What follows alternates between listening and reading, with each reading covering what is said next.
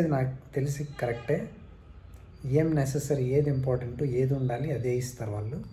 So అది యాక్చువల్గా చెప్పాలంటే ఇది కూడా వాళ్ళ కార్ సేల్స్ పైన ఒక ఇంపాక్ట్ పడింది అనమాట, నెగిటివ్ ఇంపాక్ట్.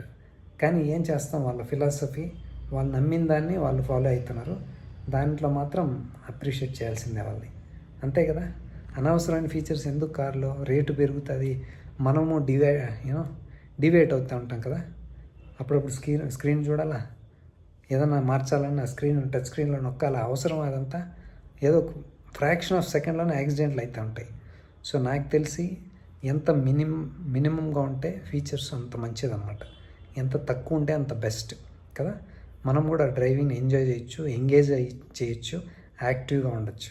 సింపుల్గా చెప్పాలంటే హోండా కార్లకి ఎందుకు ఎంతమంది ఫ్యాన్స్ ఉన్నారు అంటే బేసిక్స్ కరెక్ట్గా ఉంటాయన్నమాట. కారులో ఏముండాలో ఆ డైనమిక్స్, డ్రైవింగ్ డైనమిక్స్ ఎలా ఉండాలి, స్టీరింగ్ ఫీడ్బ్యాక్ ఎలా ఉండాలి, సస్పెన్షన్ ఎలా ఉండాలి, సేఫ్టీ అడిక్వేట్ కావాల్సినంత సేఫ్టీ ఉంటుంది, అన్నీ బాగుంటాయి, అన్నీ పనిచేస్తాయి బాగా, ఫెయిల్ కాకుండా. సో ఇంకేం కావాలండి, డ్రైవింగ్ ఎంజాయ్ చేసే వాళ్ళకి, మంచి కారు కావాలనుకునే వాళ్ళకి ఏం కావాలి, ఇవే కదా. సస్పెన్షన్ బాగుండాలి, స్టీరింగ్ ఫీడ్బ్యాక్ బాగుండాలి, మనం ఎప్పుడు కావాల్సినప్పుడు అప్పుడు తిప్పితే తిరిగేట్టు ఉండాలి కదా. ఇవన్నీ ఉంటే కార్ని తోలడానికి ఒక ఫన్ ఉంటుంది అనమాట.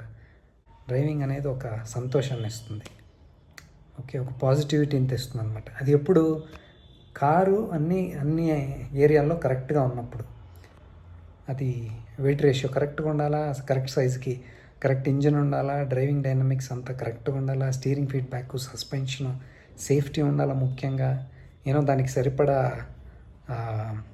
గ్రౌండ్ క్లియరెన్స్ ఉండాలా, అది కూడా చాలా ఇంపార్టెంట్. ఇవన్నీ వీళ్ళు కరెక్ట్గా పెడతారన్నమాట హోండాలో.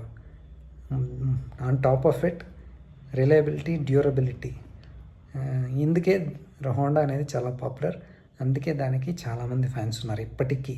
మన ఇండియాలో ఎస్పెషలీ కార్లు అన్ని మోడల్స్ లేకపోయినా కానీ ఇంకా చాలా ఫ్యాన్స్ ఉన్నారు, వెయిట్ చేస్తూనే ఉంటారు కూడా. హోండాకి ఒక మంచి ఫిలాసఫీ ఉంది, అదేంటంటే మ్యాన్ మ్యాక్సిమం మెషిన్ మినిమం అనేసి. అంటే ఏంటంటే ఒక కారు తయారు చేసేటప్పుడే వాళ్ళు ముందు నుంచే డిజైన్ చేస్తారనమాట, ఇంజనీరింగ్ చేస్తారనమాట.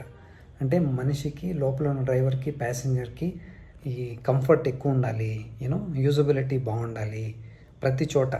ఇంజన్ బే నుంచి, చాసిస్ నుంచి, డిక్కీ నుంచి, బూట్ నుంచి మొత్తం యూజబిలిటీ, యాక్సెస్ వీలైనంత యూజబుల్గా ఉండేట్టు మనిషికి ఎక్కువ పెడతారు. మెషిన్ పార్ట్స్ వీలైనన్ని తగ్గిస్తారనమాట మనకు కన్వీనియంట్గా ఉండడానికి. This is very good, well thought.